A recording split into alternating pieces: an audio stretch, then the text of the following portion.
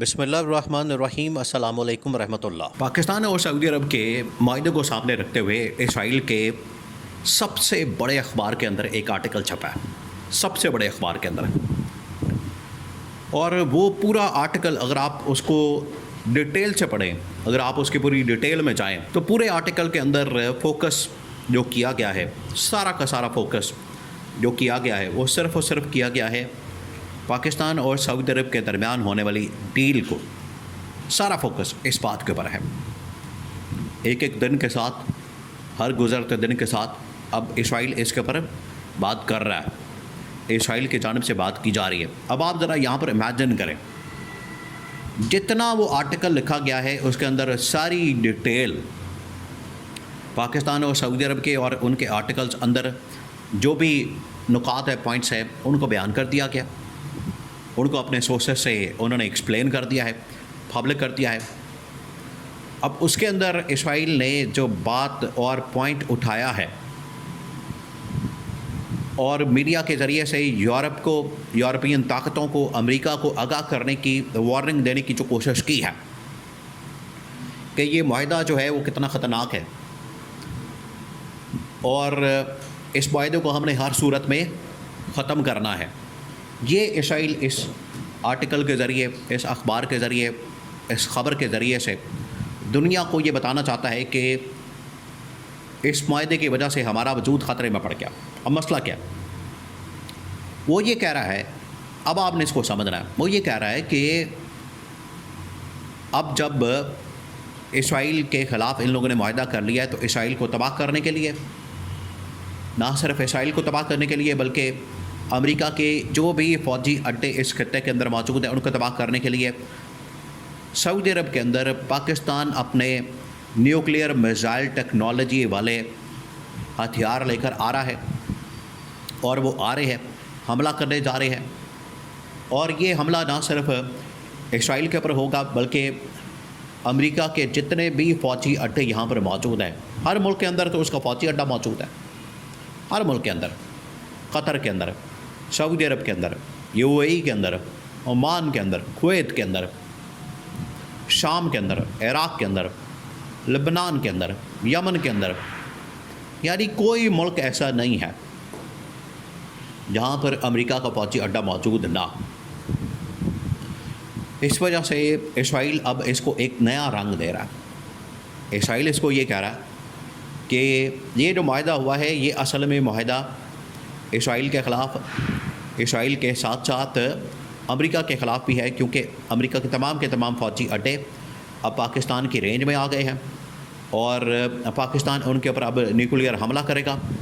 اور nuclear missile technology سعودی عرب کے اندر منتقل ہو رہی ہے۔ اب آپ رک جائیں یہاں پر، اب آپ ذرا اس بات کو سمجھیں کہ جب نیٹو کا معاہدہ ہوتا ہے، نیٹو کے اندر امریکہ، یورپین طاقتیں، کینیڈا، پھر اس کے بعد برطانیہ، فرانس، جرمنی، اسرائیل، یہ تمام طاقتیں اکٹھی ہوتی ہیں، اور اس کا جو آرٹیکل 5 ہے، آرٹیکل 5 ہے، وہ یہ کہتا ہے کہ اگر ایک ملک کے اوپر حملہ ہوگا تو تمام ممالک کے اوپر حملہ ہوگا۔ یہی چیز پاکستان اور سعودی عرب کے درمیان معاہدے میں موجود ہے کہ اگر پاکستان کے اوپر حملہ ہوگا تو سعودی عرب کے اوپر حملہ ہوگا، سعودی عرب کے اوپر حملہ ہوگا تو پاکستان کے اوپر حملہ ہوگا، یہی چیز بیان کی گئی۔ تو اب یہ مسئلہ ہے، اب یہ ایشو ہے کہ یہاں تو نیٹو کے اندر جب یہ کہتے ہیں کہ ایک ملک کے اوپر حملہ، تمام ممالک کے اوپر حملہ ہوگا تو یہ معاہدہ کر لیتے ہیں، تب تو کوئی شور نہیں مچاتا کہ یہ نیوکلیئر ٹیکنالوجی آ رہی ہے، یہ فرانس ان کو نیوکلیئر ٹیکنالوجی دینے جا رہا ہے، برطانیہ ان کو نیوکلیئر ٹیکنالوجی دینے جا رہا ہے، امریکہ ان کو نیوکلیئر ٹیکنالوجی دینے جا رہا ہے۔ یہاں تو کوئی بات نہیں ہوتی، یہاں تو کوئی شور نہیں مچایا جاتا، یہاں پر تو اس کے اوپر کوئی نہیں رونا دھونا ہوتا، یہاں پر تو اس کے اوپر کوئی نہیں میڈیا کے اندر لکھا جاتا، پبلک کے اندر یہ بات کی جاتی۔ لیکن جیسے ہی پاکستان اور سعودی عرب کے درمیان معاہدہ ہوتا ہے،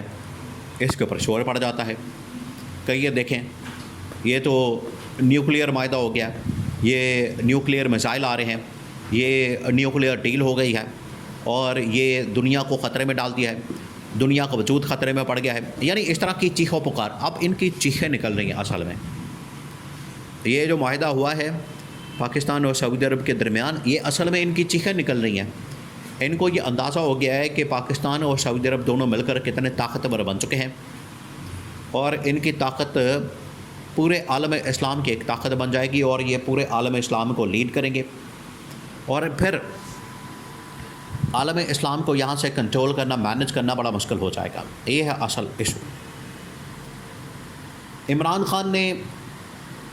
خان کے دور میں پاکستان کے اوپر بڑا پریشر موجود تھا، بہت زیادہ،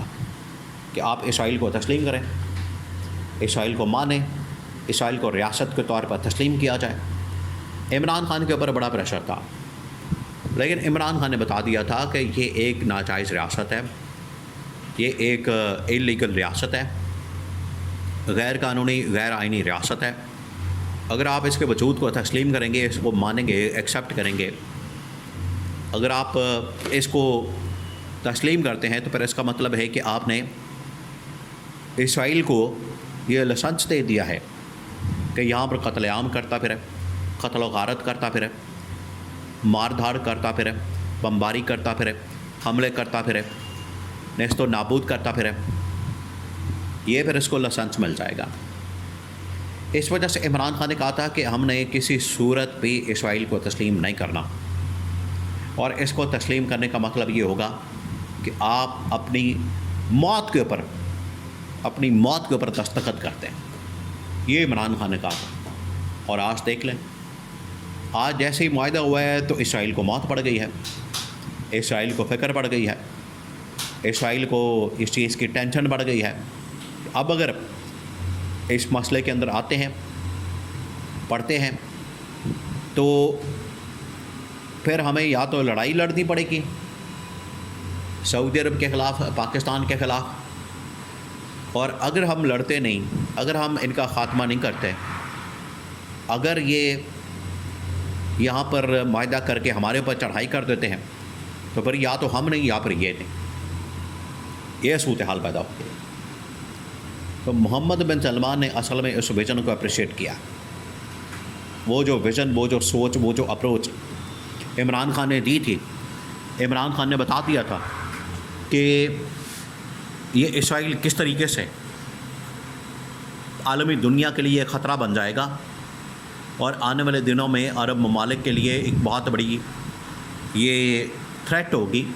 تو اس کو آپ سمجھیں. اسی وجہ سے محمد بن سلمان نے عمران خان کی سوچ اور نظریات کی حمایت کی، اور اسرائیل کے بیانات کی سخت ترین الفاظ میں مذمت کی.